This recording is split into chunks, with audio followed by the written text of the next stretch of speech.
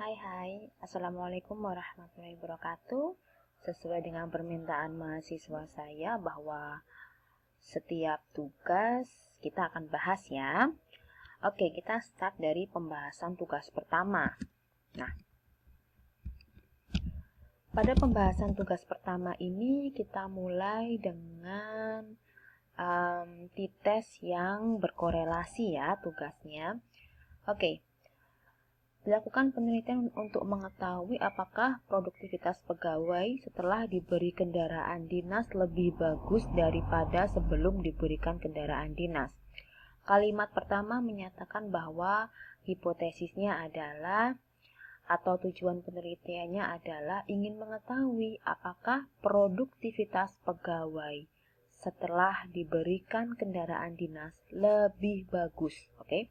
Ada kalimat lebih bagus. Automatically kita menggunakan yang uji satu sisi ya. Kalau yang uji dua sisi sudah saya bahas pada pertemuan-pertemuan yang lalu atau video saya yang lalu. Kemudian diambil 25 sampel secara random untuk mengukur tingkat produktivitas pegawai sebelum dan sesudah diberikan kendaraan dinas sebagai berikut. Oke. Sampel X1 adalah sampel yang sebelum diberikan kendaraan dinas, sampel X2 adalah sampel yang sudah diberikan kendaraan dinas. Sehingga langkah pertama kita adalah menentukan hipotesis terlebih dahulu ya. Menentukan hipotesis statistika terlebih dahulu. Karena tujuan penelitian ini atau kalimat awal di sini ya, kalimatnya adalah produktivitas pegawai setelah diberikan kendaraan dinas lebih bagus daripada sebelum diberikan kendaraan dinas. Atau boleh saya balik, produktivitas pegawai sebelum diberikan kendaraan dinas itu kurang dari produktivitas pegawai setelah diberikan kendaraan dinas. Kenapa saya balik? Karena saya mengacu pada data sampel ya. X1 itu yang sebelum, kalau X2 yang sesudah. Sehingga saya balik, tetapi tidak mengurangi meaningnya. Sehingga untuk uji hipotesis satu arahnya atau kalimat hipotesis statistika satu arahnya seperti ini. Kita next, langkah kedua yaitu menghitung rata-rata sampel pertama dan juga sampel kedua. Kita tahu bahwa datanya masing-masing sampel ada 25 dan saling berkorelasi, sehingga kita menggunakan t-test yang berkorelasi.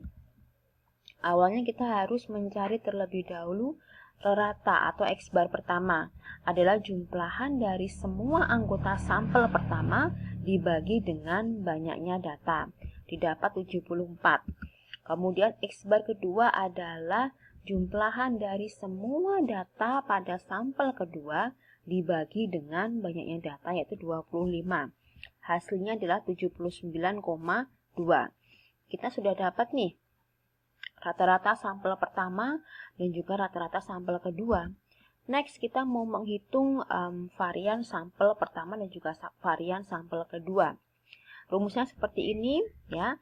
Artinya adalah masing-masing anggota sampel pertama dikurangi dengan rata sampel pertama, kemudian dikuadratkan. Jika sudah, kemudian dijumlah semuanya dari awal sampai akhir. Selanjutnya, Anda bagi dengan banyaknya sampel pertama dikurangi 1. Next, ini. Oke, ini langkahnya. 75 didapat dari mana? 75 didapat dari ini, anggota pada sampel pertama. Kemudian 80 diambil dari anggota pada sampel pertama juga. Kemudian dikurangi dengan 74 adalah rata sampel pertama. Dan seterusnya sampai terakhir yaitu data 70 ya. Dikurangi dengan rata sampel pertama. Kemudian dibagi dengan 25 dikurangi 1, 25 adalah banyaknya data pada sampel pertama. Next, akan diperoleh hasil 56,25. Itu masih varian sampel pertama. Oke, selanjutnya adalah varian sampel kedua. Saya langsung ya. Karena hampir mirip caranya dengan yang varian sampel pertama, sehingga masing-masing anggota pada sampel kedua harus Anda kurangi dengan X bar kedua. Setelah dikurangi, kemudian Anda kuadratkan masing-masingnya, seperti ini ya. Setelah itu dijumlahkan dibagi dengan banyaknya sampel pada sampel kedua dikurangi dengan 1, diperoleh hasil ini. Oke, next langkah keempat yaitu menghitung simpangan baku sampel 1 dan 2. Kalau menghitung simpangan baku lebih simpel lagi karena simpangan baku itu adalah akar dari varian. Sehingga untuk mencari simpangan baku sampel 1 tinggal di akar dari varian sampel 1. Begitu juga untuk yang mencari simpangan baku sampel 2 tinggal mencari akar dari varian sampel 2. Didapat nilai dari masing-masing simpangan baku seperti ini. Oke, kita sudah punya varian, kita juga sudah punya simpangan baku. Berarti untuk langkah selanjutnya kita harus menghitung korelasi ya. Nah, karena rumus korelasi adalah seperti ini, sehingga kita membutuhkan tabel bantuan ya. Tabel bantuan seperti berikut bahwa di rumus di sini ada sigma X1 X2 ya. Sigma X1 X2 ini artinya adalah masing-masing anggota X1 dikalikan dengan masing-masing dari anggota X2 kemudian dijumlahkan. Kalau yang sigma X1 kuadrat ini adalah masing-masing anggota dari X1 dikuadratkan baru kemudian dijumlahkan. Begitu juga untuk yang sigma X2 kuadrat sama. Masing-masing anggota dari sampel X2 Anda kuadratkan kemudian dijumlah. Oke, kita ke tabel ini nih. Kita punya anggota sampel X1, kita juga punya anggota sampel X2. Kemudian sampel X1 dijumlah, sampel X2 dijumlah. Selanjutnya adalah X1 dikalikan dengan X2, sehingga 75 kalikan 85.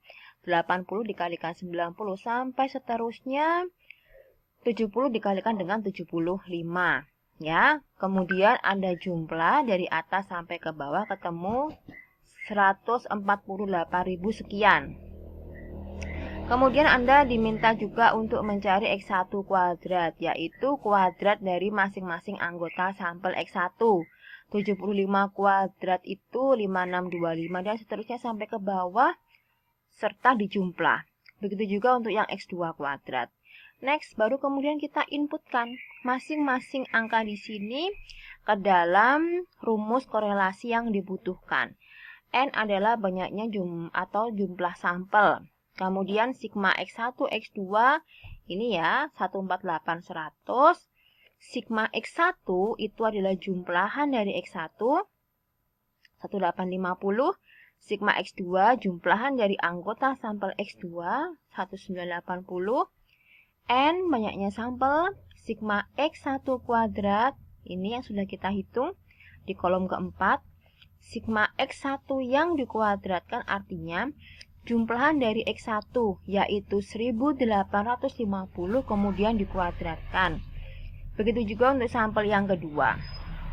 Dan seterusnya kita lakukan operasi yang di dalam kurung silakan dikerjakan terlebih dahulu sehingga ketemulah angka 0,86 sekian. Next ya. Oke, langkah ke-6 kita diminta untuk menghitung T hitung ya. Nah, rumus dari T hitung adalah X1 bar dikurangi dengan X2 bar. Kita juga ada varians ya. Varians 1 jumlah sampel pertama, varians 2 jumlah anggota sampel kedua. 2 dikalikan R adalah korelasi. S1 ini adalah simpangan baku. Ini adalah simpangan baku untuk sampel yang kedua. Next, kita inputkan, kita punya X bar satunya yang tadi ya, slide sebelumnya 74. X bar 2-nya juga kita ketemu 79,2. Selanjutnya ada S1 kuadrat adalah varians dari sampel pertama. Kita dapat 56,25 dan seterusnya ya. Kemudian dioperasikan, ketemulah untuk T hitung adalah negatif 4,9 sekian. Langkah ke-6 selesai, mencari T hitung. Kemudian langkah ke-7, kita menentukan taraf kesalahan. Taraf kesalahannya di sini adalah 5%. Mungkin nanti ada soal lain yang meminta untuk taraf kesalahannya adalah 1%, boleh. Terus langkah ke-8, kita melihat nilai T tabel. Ingat T tabel di sini karena sampelnya ada 2 ya, sehingga untuk mencari degree of freedom atau derajat kebebasan, rumusnya adalah N1 ditambah N2 dikurangi dengan 2, yaitu 48. Sehingga di dalam T tabel nanti Anda lihat di kolom paling kiri sebagai DF, itu nilai 48, kemudian ditarik sampai menemukan kolom yang ada probability-nya 0,05.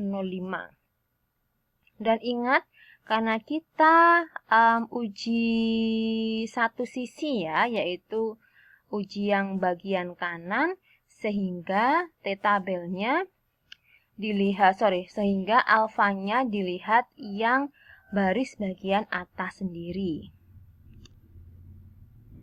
Oke, atau kita coba melihat nilai T tabel ya untuk DF 48, kemudian alfa 5%, dan uji satu arah ya, atau uji satu sisi. Kita coba lihat, ini adalah tabel T, Anda bisa download di Google ya.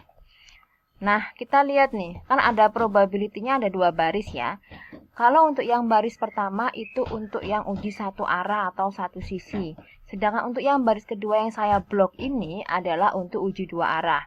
Nah, karena tadi kita menggunakan uji satu arah atau satu sisi dan alfanya 5%, sehingga di sini yang saya blok ini 0,05 ya. Nah, kemudian berarti untuk uji satu arah dengan probability atau dengan alfa itu 5% berada di kolom kolom ketiga ya. Terus Anda harus tarik ke bawah sampai menemukan di bagian derajat kebebasan ini adalah angka 48. Karena kita tadi kan sudah menghitung bahwa DF-nya yaitu 48. Sampai ke bawah. Nah, tadi kan di sini ya, yang 0,05, kemudian kita tarik 48 ke sini, sehingga bertemulah di angka ini untuk nilai T tabel. Oke, semoga dapat dipahami penjelasan dari saya. Jadi kita menemukan nilai T tabel 1,6772. Oke, saya berpindah ke slide saya yang tadi. Nah, kita dapat T tabel 1,67722. Selanjutnya kita akan melihat letak ya antara T hitung dengan T tabel. Jadi kita akan lihat kurvanya. Karena kurva atau kita menggunakan uji satu arah ya, yaitu yang uji sisi kiri, sehingga bentuk kurvanya seperti ini. Nah, ini adalah batasnya kita ambil dari nilai T tabel. Karena uji pihak kiri, sehingga nilai T tabelnya kita beri tanda negatif ya. Nah, kemudian Anda lihat T hitung tadi kan hasilnya adalah negatif 4,9 sekian. Berarti dia berada di sini kan, di sebelah kiri dari nilai T tabel, benar kan? Artinya apa? Berarti artinya adalah nilai T hitung berada di daerah penolakan H0. Sehingga kita bisa membuat keputusan pengujian hipotesis bahwa H0 itu ditolak karena nilai T hitung berada di sebelah kiri dari batas atau nilai T tabel. Berarti dia masuk ke dalam daerah penolakan H0. Jika H0 ditolak, artinya adalah H1 yang diterima. H1 itu apa artinya? Artinya adalah benar bahwa produktivitas kerja pegawai sebelum diberi kendaraan dinas kurang dari produktivitas kerja pegawai setelah diberi kendaraan dinas. Oke, sampai di sini penjelasan saya mengenai tugas 1. Semoga dapat dipahami dengan baik, semoga bermanfaat. Kita akan kembali lagi pada video berikutnya untuk pembahasan tugas kedua. Dadah, wassalamualaikum warahmatullahi wabarakatuh.